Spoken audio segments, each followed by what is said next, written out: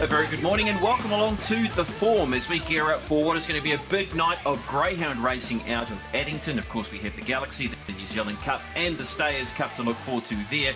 But of course, we do have some racing out of the Auckland region, racing out counties. So we'll catch up with some key participants around that meeting at Pukekohe. This is what you can expect on The Form this morning. First of all, we'll catch up with jockey Andrew Corder about his book of rides. Paul Wilcox from Auckland Thoroughbred Racing Incorporated, just to talk about how this meeting got off the ground. Nigel Tiley and his team of runners, and Philippa Morris to get the lowdown on the greyhounds at Addington. Well, we're joined by Andrew Corder to talk about this counties meeting. And Andrew, first of all, I'm sure you're pretty excited to get those competitive juices flowing again leading into this race meeting. Yeah, I am actually. We've sort of been watching a lot of races over the last sort of 3 months and sort of all quite appreciative of the opportunity to sort of get this day kicked off and going. And a few riders out there that are going to be a bit rusty, but it should be nice, safe racing, and looking forward to it. So how have you spent this time over the lockdown period? Obviously, you've still been able to ride work and been involved in these recent jump outs, but has it been hard sitting on the sidelines? Yeah, it has. We've sort of been waiting for the 1 p.m. update each Monday and just seeing sort of how long we're going to be sort of sitting here for. But as everything, it just sort of, we did have an idea early on, could be till Christmas, and the way it's looking, that's the way it's looking likely at this stage. Been able to ride work. I've ridden work 6 days a week right through since it started. Bit of running, bit of fitness here and there, just wondering whether I was going to sort of make a transition down to Waikato. With 3 young kids, decided not to, and just quite resigned to the fact that you're just going to stay here and sit it out and just keep the horses ticking over. Right, being closely with Richard Collett's stable, I've sort of been getting them ready, and you just send them off to the races, and yeah, it's quite nice seeing someone else ride them for a change, and you can sort of be a couch jockey for a while. All right, well, let's talk about your rides, because you do have a full book for the meeting, and we'll kick it off in race number 1, Andrew.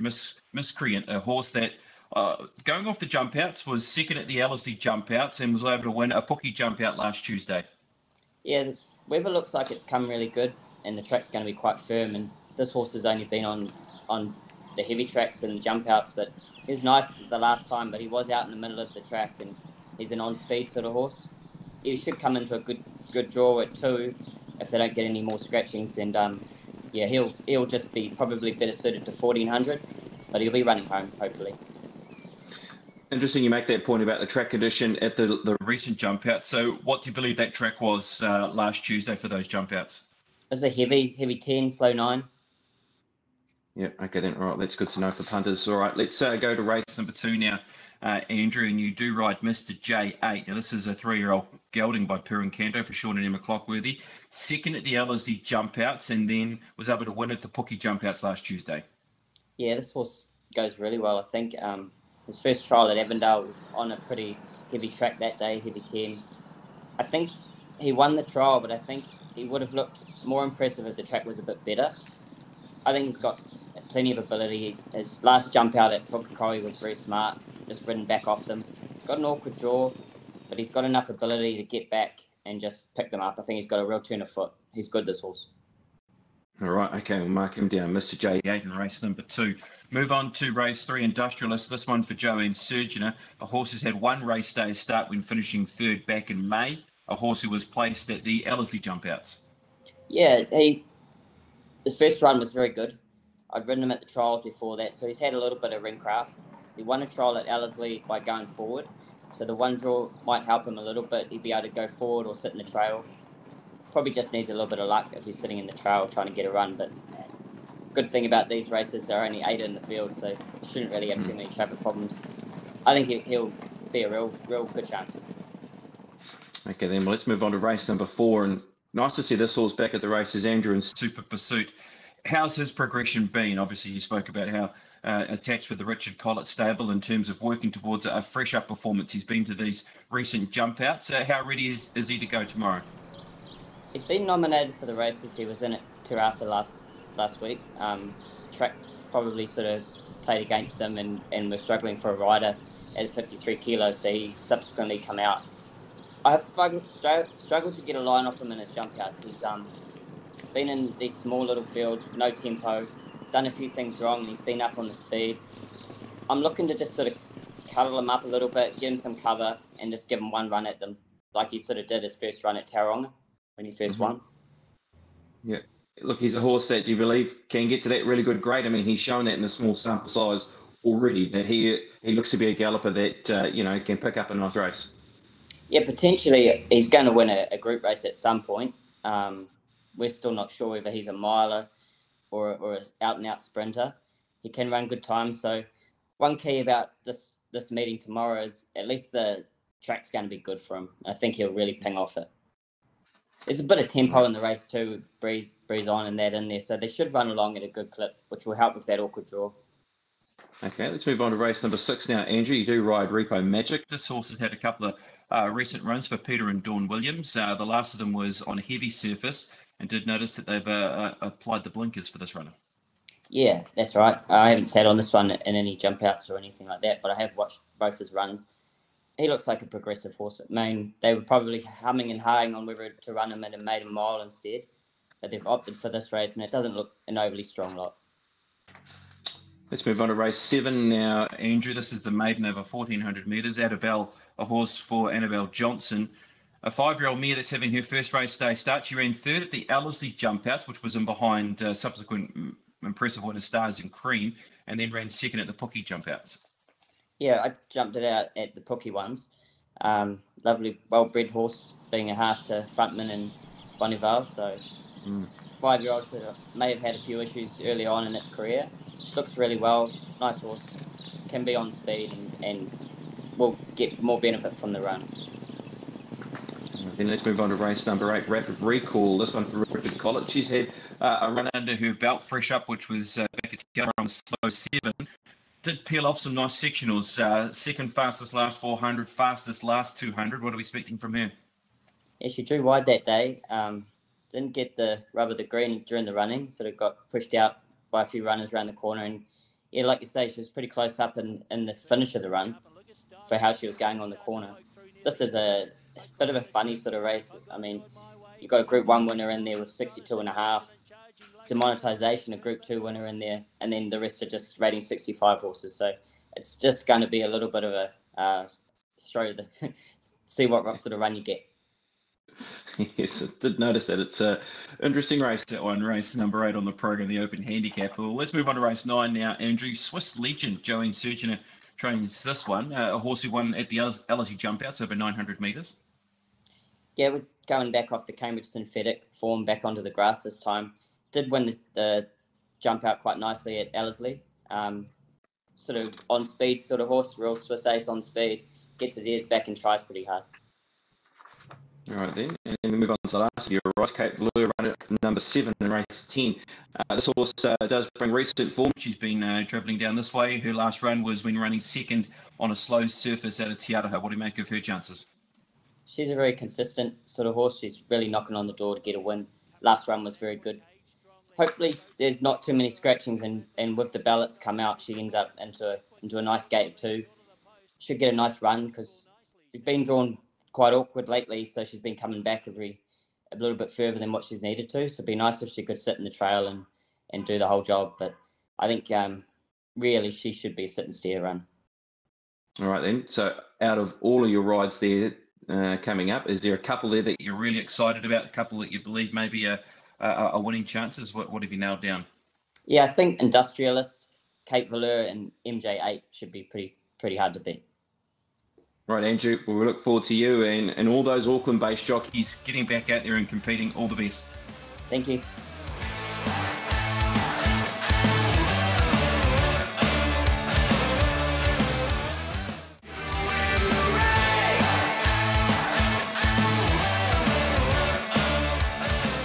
Joined by Paul Wilcox, CEO of Auckland Thoroughbred Racing, and I'm sure your team and yourself must be very excited with the prospect of racing at Counties tomorrow.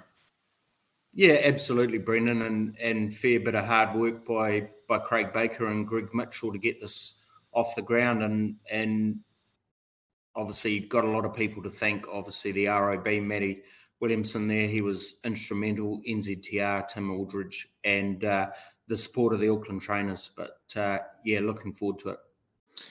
So just talk about how this actually did get off the ground and the logistics behind it, because I know there is, a race meeting doesn't just pop up. So, and with where you are and the restrictions. So just talk around that. Yeah, absolutely. Well, it really started, our first objective was to get jump outs going for them. And at that stage we were restricted. We couldn't do trials because we didn't have the gate people to help us get the horses in, and they weren't registered, and then we didn't have a starter. We couldn't get a starter in, and so we just started working on jump outs, which are less restrictive, and obviously jockeys don't need to be licensed for that, and then we got a jump out here at Ellerslie, and Baker came to me and said, "Oh, what do you think about doing a race meeting for just the Auckland horses?" And I can't obviously say what I said to him on this call, Brendan, but we started thinking about it, and then talking to the people that were there, and we had a lot of support for it. And then it was, as I mentioned, getting the right group of people, and we had a call much like what we're doing now, and everyone was supportive of it. Obviously, the big sticking point was the amount of jockeys that we had in Auckland, and whilst I'm delighted that Opie got out of here and is now riding, and we saw what he did on Saturday, that scrubbed one name off the list straight away, which is a little bit disappointing. And then the next day, I think it was, once we all agreed it was a go, or a couple of days later, poor old Sammy Spratt bunged a leg, and so there was another one off the list. But then we've got we've got some of our lady jockeys that have got relicensed off the top of head, Kelly Myers and Amber Sims. So the ROB got them licensed again, and so we restricted it to 8 in the field, just for the fact of, we haven't got a normal starter starting the race and everything. But hey, here we are, and tomorrow, yippee, we've got a race meeting, and it's going to be, I think, a real good pressure relief for a lot of those trainers that have been doing it tough over this period of time that we've been, over 100 days locked down. It has been tough, I must say. Yeah, I'm sure it has been. Now, moving forward after this race meeting, who knows what's happening in the next, who knows what's happening tomorrow, 2 weeks, 3 weeks, but what's the prospects of Ellerslie in terms of maybe having one of these race meetings, or if Ellerslie Racing, with their calendar race dates coming up, sort of talking December onwards? Yeah, look, we're pushing for, I just want horses back here racing. So I know this might sound crazy to some people, but to give particularly the Auckland trainers, but the wider racing community, majority of our horses come out of Auckland and the greater Waikato. I don't care if we don't have crowds. I just want to have horses back here racing and getting that calendar back to where it is. We'll say, hey, everyone's been agile and nimble, and big thanks to the Waikato Racing Club, Te Araha and Maramara for my old hometown for taking some of our racing. But it's not the same, right? And it's not the same for the Auckland trainers having to send their horses outside of Auckland and having other people. I was reading today, Nigel made a good comment about seeing the horse pull up after the race as part of a trainer's arsenal and not being able to witness that. It's been tough for them. So we're pushing.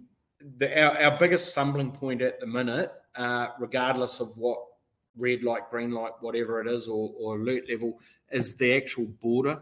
And that's been our sticking point. The horses can come through, but as I'm sure the industry is well aware, we just don't have the horse people in Auckland to be able to help out and do the same as what's been happening for our Auckland horses going out.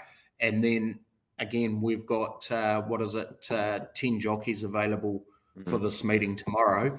It just wouldn't work up here without having that border. So the border's the stumbling point, and we've been doing everything we can. We're waiting on some feedback from Grant Robertson and his team around how we can potentially get those jockeys in and out of Auckland without putting them in harm's way, and we believe we've got good plans for that. But as I say, the proof's in the pudding. Yeah, and does that mean that the Christmas meeting could be under threat? I know, you, of course, as you said and explained there, that you don't want to lose it, but is there a chance that, look, if things don't work out, that we won't see racing there at Ellerslie over the Christmas period?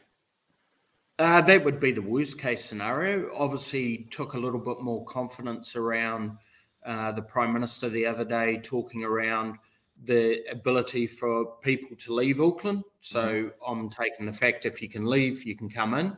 And if that means that is the case, then it's just working out how we can best minimise getting the jockeys in and easy access in. But, if that border's still up and there's some sort of control, I think the jockeys will be staying here from Boxing Day to New Year's Day to be able to race, because it'll probably take them that long to get outside of Auckland to only have to turn around and come back. So, look, we're not 100% sure what the conditions will be imposed. Our team at this stage is full steam ahead, planning on.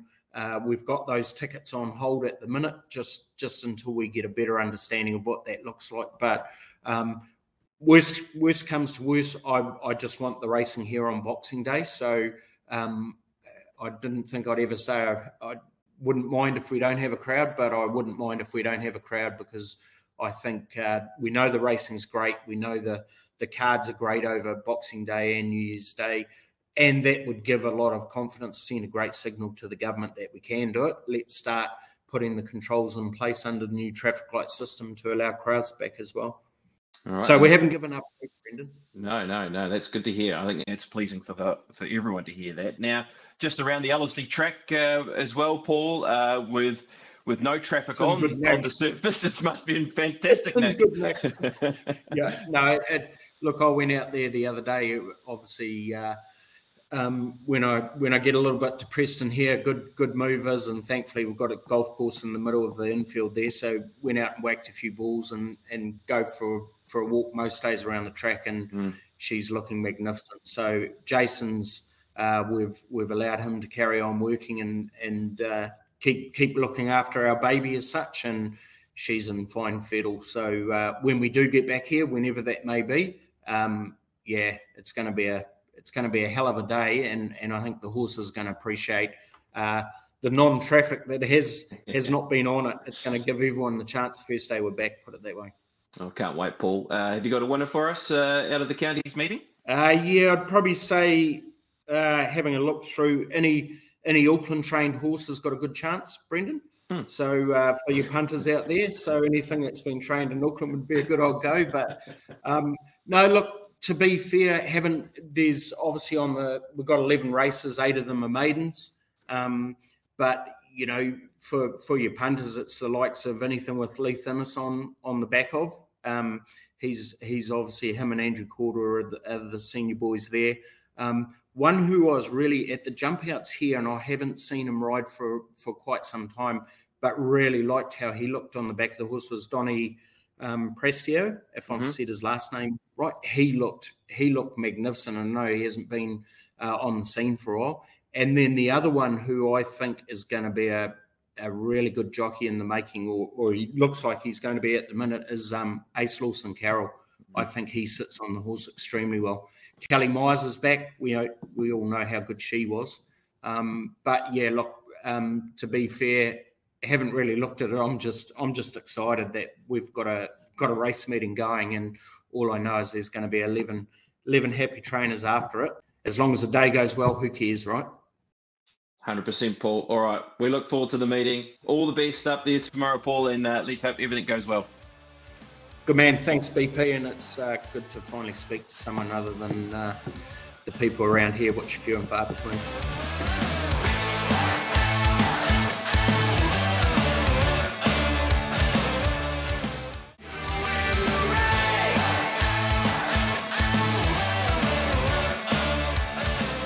We're joined by local trainer now, Nigel Tiley. Nigel, first of all, how happy are you to be able to, first of all, get to the races and see some of your horses race? Well, yeah. If I said I was happy, that would be an understatement. It's no, it's a terrific. It's a terrific thing that NZTR have done for us, and I'm very, very grateful. Well, let's talk about some of your horses here, Nigel. And they line up. The first one lines up in race 2 in Givening, a horse who's had a race over start back on the 20th of October. She's been to the jump out since then. What sort of chance do you give her? Well, look, she's shown me a lot of natural ability, but she's not very big, and I think, to be honest, that she's going to be a much better horse in the autumn. She was a little bit timid at Tauranga when they got around her, so I've put the blinkers on her tomorrow. But I think win, lose or draw, she'll be heading for the paddock. She's got a difficult little draw to overcome over the 1100, so I'm just hoping that she can, not get too tough a run, get caught 3 wide or something like that without cover. Okay, all right. We'll move on to race 4. Nice 3-year-old filly resuming here, Lady Morale, a horse who won a Champagne Stakes. She's had a jump out last Tuesday. How's she come through that, and how ready is she for tomorrow? Yeah, she's come through it really well. She's pretty forward, but she's a 3-year-old filly against some of those older horses. It's a bit of a big ask. Realistically, whatever she does, she's going to improve on. And, it's just going to be nice to see how she pulls up and recovers. Then I'll sort of have some idea where I'm going next with her. Yeah, and no doubt Christmas racing is on the agenda for her. Yeah, look, Ron, her owner, has always said to me he wanted me to sort of aim her towards the 3-year-old Crack a Million race. So she unfortunately developed a bit of a splint when she came back into work. So we've sort of been behind the 8 ball, having to nurse her along. So, I think after tomorrow's race, Christmas racing will be logical for her, and hopefully it's up in Auckland. Yes. Also, fingers crossed on that one. Let's move on to Midnight Mass in race number 5. Now, he's had some trials down this way, and he's also had a jump out last Tuesday when running second. Yeah, look, I think the ground will suit him better, the way it's going to be tomorrow than what it was at the trials. He doesn't like wet tracks, which is actually why I sent him down to Cambridge, just to give him a head out on a half-decent surface and a bit of education. He's a very nice horse. He's still a little bit of a work in progress. He's not quite as precocious as his mother was, but I think he's another horse that's going to be, a very, very nice horse in the autumn. All right. Well, let's move on to the Open Handicap. Interesting race this, in the shape of the race itself, with a Group 1 winner at the top of the book, and then demonetisation, and then we've got some 65s in there. But at demonetisation, he's had a run under his belt back in October, and he's also been to the jump out. What are we expecting from him tomorrow? Yeah, I was a little bit disappointed with him at the jump outs, to be honest. It was a pretty heavy 10 track, which is right up his alley, but he didn't really get to the line like I had hoped he would. But he's done very well since. It's taken him a long time to actually get his coat to move, but it's definitely moved, and he's starting to look the part. And you'd probably think on ability that he'd, obviously Bob's horse is a good horse, but on ability against the other horses, he'd have to be very hard to beat. Yeah, which makes it hard for your other horse in the race, doesn't it? Levita Vishvi, a horse that is a one-race winner up against some of these horses, but how is she doing all the same? Yeah, she's really, she hasn't grown much, but she's really strengthened up. I've been very, very happy with her work. It's a big ask, but hey, that's the open entry system, and unfortunately for a horse like her, there weren't enough to split them into a 65 rating race. But look, same with her, kicking her off. She's had a jump out in the trial, and yeah, we're just kicking her off, and we're going to see how. I'd just like to see her running on at the finish. If she's running on strongly at the finish and through the line, I'm going to be looking forward to a good summer with her. Okay, a little bit of trepidation around all your runners there, Nigel, but is there one that you feel as though there might be a good winning chance? Well, obviously you'd have to say demonetisation. He's a class horse, 1,400 metres. He's had, like you said, the race under his belt, and he's had a couple of jump outs. His work since the jump out's been good, and he's very bright within himself. So and he races well at Pukekohe, so he's probably the obvious one. And as you said, Nigel, a small team. What have we got to look forward to sort of over the next few weeks and months from your team? Is there a couple of runners we can look out for? Well, there's I've got 7 in work. I've got 5 of them racing tomorrow. I've got a couple in the paddock. Look, I've got a very, very good filly that raced at Tauranga that ran second. She lightened off a little bit after the run, but so she's at home here in the paddock. But when she comes back into work, I think that we've got something a little bit special there. Who's got eyes only on me. Yeah, very unlucky in that race, wasn't it, Nigel? Yeah, look, it's just I took it to the trials at Avondale on the back of two very light jump outs out of the steel gates down the back. And unfortunately, with no trials up here, it was just the education showed against her.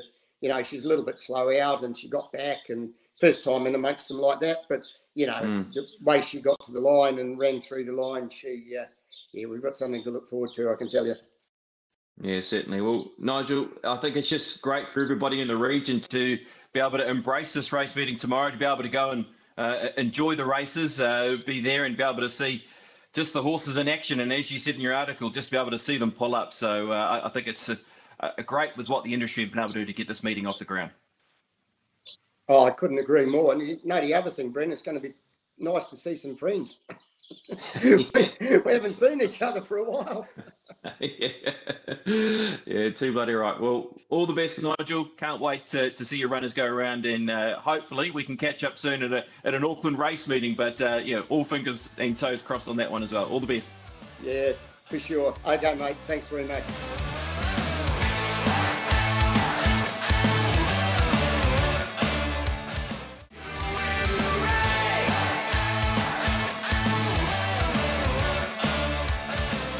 Great to be joined by Pip Morris now to talk about the big night out of Addington for the Greyhounds. Pip, excited to watch the heats and semi-finals, and now we look forward to the 3 big races, but of course, most importantly, the New Zealand Cup. Yeah, we certainly do, VP. Good morning to you, and what a fantastic rendition again. Of course, we won't have the crowds, but we've got the field. A par with Superstar for Gene and Dave Fahey, one of their 3 runners. Craig Roberts has got 3 runners this year as well. Bruce Dan's managed to qualify 1 through, and Lisa Colwyn. Look, Superstar, he's living up to his name. He's an absolute freak at the moment. There's a youngster in the field, but comes up with a tricky draw, and he's the $2 favourite, which just looks a little bit short in shopping. Yeah, let's talk about the New Zealand Cup first of all, race number 9 on the program. You've got Leonard Bale, who was able to break 30 seconds in the semi-final, and as you spoke about, Opar was Superstar, who is the greyhound on the rise. Yeah, certainly. Well, one for Leonard Bale. He is a 4-year-old dog, and Craig's just got him absolutely ticking along. Of course, he was the middle distance greyhound of the year last season. He ran his PB in the semi-final at 4 years old, and he didn't have the ideal preparation in either. He actually had a virus just before coming into his campaign. He managed to get that 390 metre second into him, and he's just been brilliant in his heat. He's been brilliant in his semi-final. He needs to lead this dog. He's not the fastest, and he's not the strongest at the end. But if he can lead this race, just his setup, I really think it's Craig Roberts' cup this year. I'm leaning towards Leonard Bale, and I see he's been backed in 2 BP, $4 into $3.20. How do you rate Opawa's Superstar's chances? Look, I've still got him in for second. I know Big Time Pandas to his outside, and that's a concern. She's been the fastest lead up in the heat and the semi-final, and she likes to cut across from box 8. But one thing I'll say about him is he tends to falter a little bit from the start. He's not always the quickest out, especially when he's getting up into these open grade races. He was about 3rd out in the semi-final. I'm hoping he can do that, because if he does and she cuts across, then he's sitting pretty much in box 8 where he's unbeaten from. So I couldn't leave him out. I just think he's an absolute freak. And I know that Andy McCook's very keen on a chance in the race, and it comes from box number 1 in Tokyo Bird. Speak about this greyhound's chances for me, Pip. Look, she's really nice, but she won her heat, and then I like to run for the semi-final because she didn't win it. It was Fairly Able that had the box speed, and she just went straight out to the front, but she took her right down to half a length, and she didn't get the ideal run. She's in box number 1. I think she gets to sit in behind them. She's $11 now. She's really the value. I think if Leonard Bale doesn't do things right, she's the dog that could win this for Craig as well. And if you want value, if you don't want to go towards the 2 favourites, she's who I would be going for, and that's who Andy's got on top as well. All right, your 4 numbers for the New Zealand Cup, Pip? I'm going for Leonard Bale on top, number 4. Power Superstar in for second, Tokyo Bird for third. I've got a little bit far out for the fourth. I've gone for Fairly Able in box number 2 for Jean and Dave Fahey. Look, she made her way into the semi-final with a cracker of a win. I think if she can set up on the pace as well here, she can hang on to run fourth at a nice price. All right, well, let's have a look at the sprint feature now. That is race number 7. And this is the Fit Sports Bar New Zealand Galaxy. And we do see Big Time Cooper, a greyhound who won in 1699 and gets the coveted box draw of 1. He certainly does. I think Lisa Cole has a stranglehold on this race, and he's been backed in as well now. That $3.20 I think has been snapped up. Is $2.50. Comes up with the red rug. He was the fastest semi-final qualifier, and Lisa Cole's done a fantastic job to get him back because he's had a gracilis injury as well. First up, he won his heat there over that 295 metres. Second, winning that semi-final. I just think it sets up for him because your main danger, Typhoon Tim, out wide, has to get around the kennelmate Big Time Bree. And if he can't do that, Cooper's got the box pace to just be straight on the floor, right on that rail, and he just looks hard to beat from the red. All right, what are the big dangers to Big Time Cooper? Got to be Typhoon Tim. This dog comes over with a huge reputation. He's the Dapto track record holder with a 16.66 over the 297 metres. They paid a lot for this dog to get him here for the Galaxy. Did not disappoint in his heat. He went 16.90 first up, absolutely flying, run home of an 11.07. But then in his semi-final, he just faltered a little bit. And Brendan did say on the radio with Mark Rosanowski and Andy that maybe just getting open that open wind just kind of stopped that run home. So I think he's the one, if he were to fly out, if he beats Bree out, then he can really test Cooper because he is a very, very quick dog over the short course. All right. Is there any value at all, or is it basically centred around these favourites?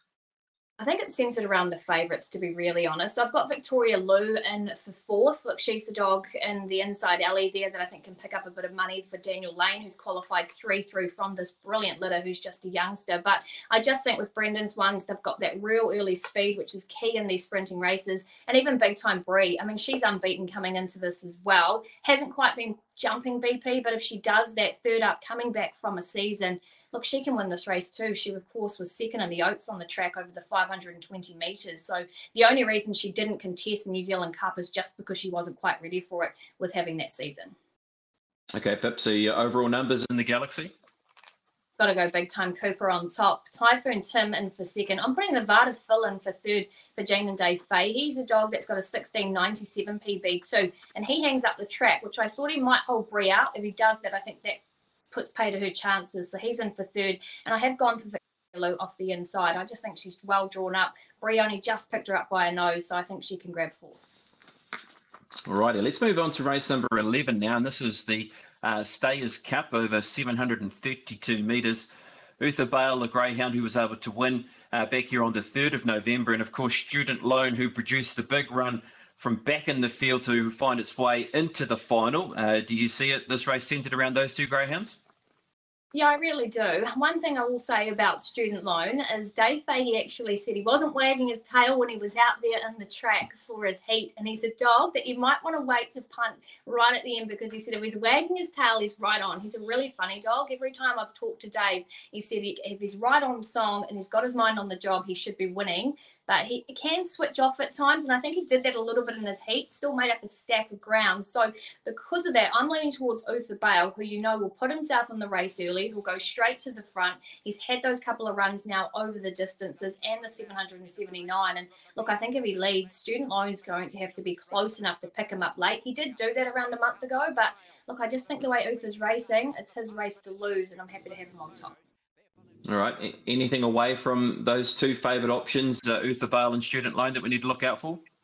Well, you got Claus and Leo. Of course, he was runner-up in the Silver Collar, so you know that he's going to see out that 773 metres, no doubt. He comes up with box number 3. I think if he's tracking into behind Uther Bale, he's a chance too. He was third in his heat, but he didn't get all favours in the run. A better draw for him does bring him into this race, so I think you could maybe play him there. And another dog, he's our lead. He ran about 900 metres in his heat because he was that far off the track, but he's very talented. He knows the course well for Gary and Sandra Fredrickson, and he wasn't far off Uther Bale, so I think maybe just being back at that track second look after a wee while, he's the improver and he's at big odds. All right, so overall your numbers in the Stayers Cup, Pip? I am with Uth the Bale on top, Student Loan for second, Claus and Leo for third, and then I have put in He's Ali. Gold Star Truman's probably another one you could chuck on the inside. He was actually second in the race last year. Okay, well, there's 12 races on the program. There's a few short price favourites throughout the day. So what's your best bet and value throughout the meeting, Pip? I've gone for race number 2, the one Cheeky Lou. She's a $1.80 shot, which I don't really like doing, but there's so many of them on the program. Bruno Barbarelli's drawn to her outside. He likes to use up the track there. She was very good winning at Ascot Park last time, so she's on top clearly for mine for the best at $1.80.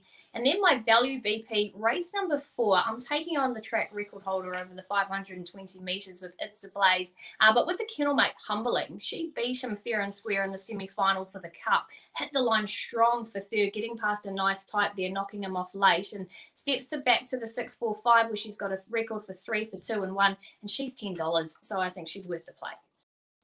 All right, look forward to your coverage, of course, from the studio in Auckland. I know you'd love to be there, Pip, but really is going to be a super night of greyhound racing.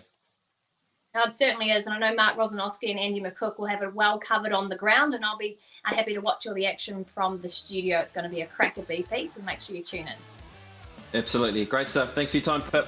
Thanks, BP.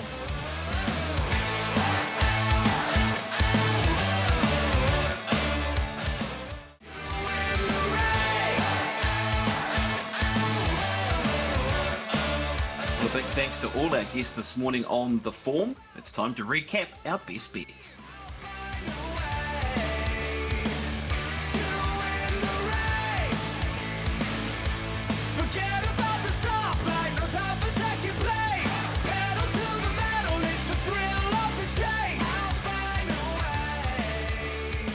Well, that's us for The Form this morning. Make sure you catch us tomorrow because it's show day out of Addington. We'll catch you then.